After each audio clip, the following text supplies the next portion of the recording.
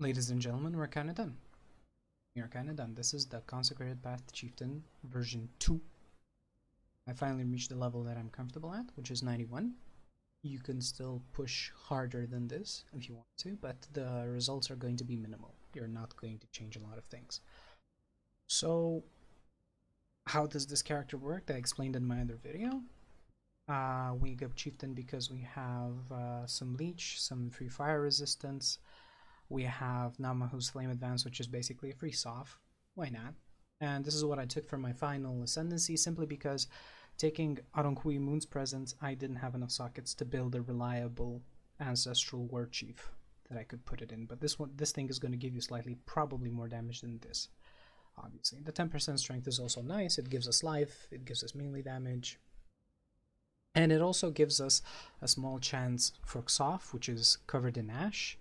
Increases the fire damage taken by 20%, but that is a 20% more multiplier, which is added to my 100% converted Consecrated Path into fire. This is what the tree looks like in the end. Nothing too crazy. We take the same shit. Life, strength, stats, whatever. We take the jewel socket here. We take the entire Scion node because the boys is wearing an Abyssus, and you're going to need some life for this. We go here for the weapon range. No hindrance from armor when we're running. Some shield things. I took Iron Reflexes just because I wanted to counter Abysses as much as I could. The only big difference from last time is that I was pathing through here, and I took this jewel socket and I gave it away so I could come down here and get Lava Lash, which is like a 22 or 24k damage increase, which I thought was very worth it. Now, what makes this build even more sensational in my eyes is the new minion nodes, because they're generic and everyone loves them. I mean, 12% damage on any node, right? 10% damage here, 10%, but these are 12. You take Spiritual Aid, increases in reduction to minion damage also affect you, and then you come here and you take Spiritual Command, which fixes the only real weakness that I felt while mapping for this character, which is the attack speed is really low. You're not dual wielding, you cannot take dual wielding attack speed nodes, you don't get the 16% more attack speed multiplier when you're dual wielding, so the build feels kind of slow in maps.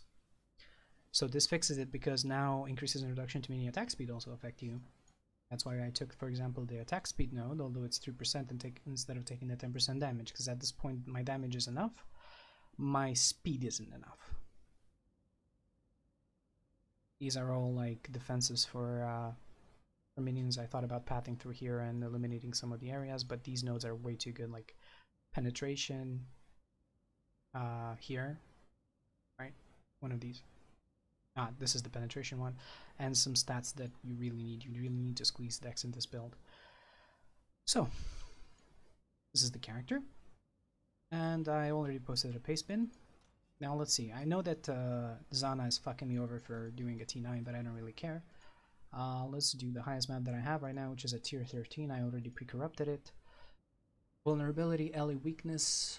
More monster life, damage is cold, cannot be stunned. Cannot be stunned is actually going to be pretty bad for me. Since I do very, very large single target hits. Ooh, my Ascendancy kicked in. Look at that tooltip, boys.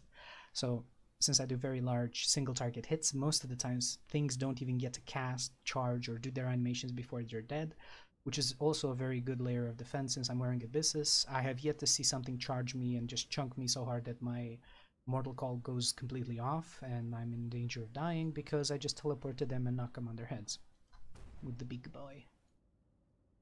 But enough is enough. Let's see if we can do this tier 13 just fine. I am also wearing a Lore Weave, which is decent. I mean, it's great for any attack build, don't get me wrong, but it's actually just, it's decent. I should reroll this, but I am poor boy. I cannot afford it, so I'll have to keep it as it is. The rest of the gear is the same. I just bought a 796 phase breakers. Meginord is still really hard to beat. That 10% increased maximum life is really hard to beat. I tried it with like 90 HP, 35 elemental damage with attacks, Stygian Vice, the socket in it, and it still was worse. Sorry, so I was like, fuck it, whatever, you know. Let's just keep it like this. And the rest of the gear remains unchanged. This is a very cheap character to make. this is going to be a very decent delver. It's not going to be very crazy later on because Abyssus is still a pretty, sizable vulnerability that you have to fix somehow. But other than that, it's actually not going to be that bad. No, it's going to be pretty good. I always hate finding Voltaxic in high-level maps because that means that pack of mobs just didn't spawn to make room for Voltaxic. Because Voltaxic has to be in its own empty room. What's here? Oh, Orb of Alchemy. These are fucking rare these days, boys. Better get it. So, right now on a 5-link, on a regular boss, I think with everything up, I do about 500,000. Something of the nature. As you can see, it's not an extremely fucking good mapper, because again, not having dual wielding makes you kind of slow. So, it's not that bad. We'll see when the boss time comes. Mind you, this is on a 5-link, so nobody needs our own Vorox. Please stay on the ground. So yeah, the weaknesses are pretty apparent, but I just wanted something extremely cheap to make, and this was the answer for me, for example. Something extremely cheap.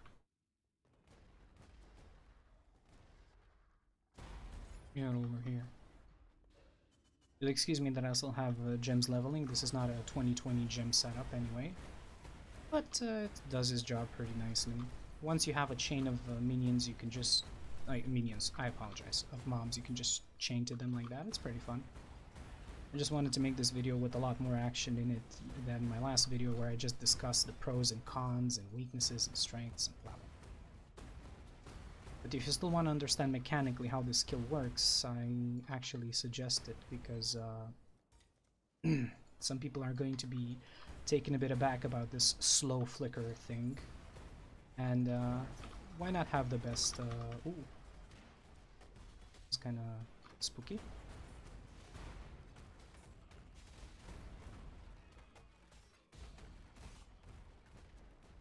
Alright. Map XP is garbage, because I'm a slow character. It's a slow mapper, as I said. It's really nothing to beat your eyes out, to be honest. I think it would be just as weak as an Elementalist, unless you make some crazy maps with, like, sextants and stuff, and 40% pack size and things like that, and you can just walk from pack to pack and detonate them instantly with your impulse up, because you're a rich bitch. I really don't think this is going to get any much better than this. They're still doing extra, like, lightning damage. No, they're not. They're doing cold damage. This is also the reason why I have a Kiara's. Kiara's is bad because the duration on it is really small. Like 20 quality Kiara's is only going to give you like 3 seconds. But it removes curses, chill, freeze, and stuns. And it's an onslaught flask, so that's what I wanted. Also, if you're not willing to use an Abyssus, if you use a Bone Helmet, the implicit here is actually going to work on you.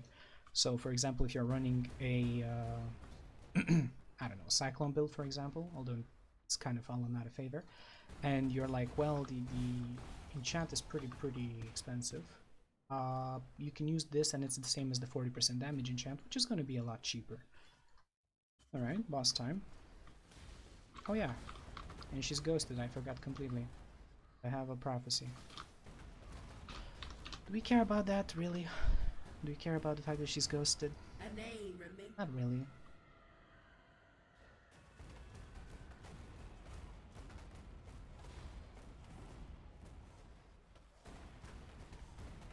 Once I get some flasks up, this bitch is gonna see some real shit.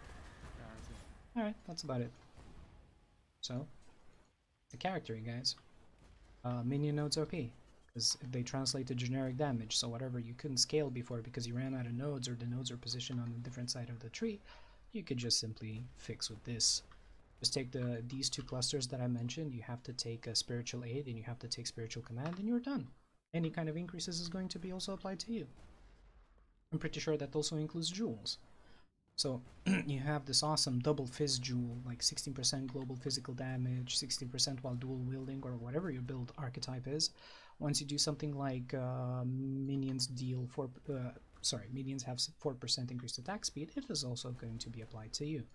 All of a sudden, most like 30% of the jewels that you thought that you bricked when you were regaled or even exalted might actually not be bricked anymore. They might actually be very functional and actually very beneficial to your build. Now, the damage is going to be very hard to push from this point onward. I would need like steel rings with life resists, because life and resist is pretty hard, and I would need other things as well. But unfortunately, I don't have the time to play enough to get enough currency to just blow this build out of proportion. This is simply meant to be something that you can delve to like 250, maybe 300 on decent gear, and survive. I've also done Uber Labyrinth, by the way, on this, and you betcha I didn't remove, I never removed the business even for traps. This is because I have pretty decent regen. At one point I even had this point here because 60% less recovery from life and mana in certain maps made me degen while I applied Blood Rage. And I was like kind of annoyed by that, but I took it out in favor of a more optimized build. The reason why traps aren't the worst thing in the world, although they're obviously worse if you are playing with an Abyssus, because most of them do physical damage, is this. Rawako Sunlight, 10% of physical damage from hits taken as fire damage. I'm pretty sure that the spike traps that come from the ground up are considered physical hits, so whenever I get hit, I also get 2% increased life regen. So if, for example, you're in a bad corridor here, for example, and you've taken spike damage and go to the end, it actually works. Once you stay there, your life is going to start regening up pretty fast, right? That's the build. It's cheap, it's effective. The range of Consecrated Path is as wide as a delve tunnel, so while you're going there, you're not going to be leaving a lot of mobs. You're going to be killing most of the things on the way. Once you get some attack speed on the build, it feels pretty good, which is also the reason why I socketed faster attacks. It's just, you need to have faster attacks. Multi-strike doesn't work with it, and without dual wielding, it feels way too slow. But that's the build. If you have any questions, you can PM me, you can whisper me in game. The character's name is Kimona and Slam. And that's about it. I hope you guys enjoy it. I hope you have fun in delves, and stay safe, exiles. I'm out.